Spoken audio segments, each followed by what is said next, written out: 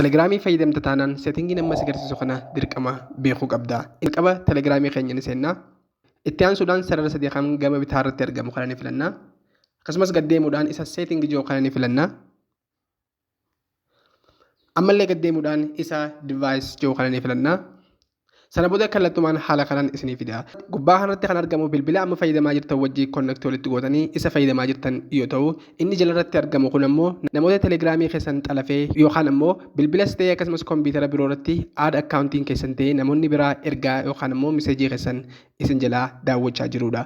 Fakkeenyaaf an kompiitara kiyyaa wajjinis konnektii walitti godhee waan hin jiruuf isa lamaan kana qofa fayyadamaa jira. Kana jechuun hayyama kiyyaan kompiitaraa fi akkasumas bilbila kiyya qofa irratti fayyadamaa jira jechuudha. Yoo akkaawuntiileen hedduun as jala jiraate ammoo namoonni biraa hayyama keessan malee information keessan daawwachuu fi namoota biraa wajjin haasa'uu kan danda'udha. Bilbila yookaan ammoo kompiitara keessan yoo hin ta'in ammoo isa kana filachuudhaan isa terminate session yoo gootan ammoo kallattumaan namoonni isin jalaa fayyadamaa jiran kallattumaan keessaa ba'an jechuudha. Mee telegiraamiin kee akkaawuntii meeqaa wajjin walitti konnektii ta'ee jira? Komentii irratti dhabeessi. Barnoota dabalataaf ammoo follow.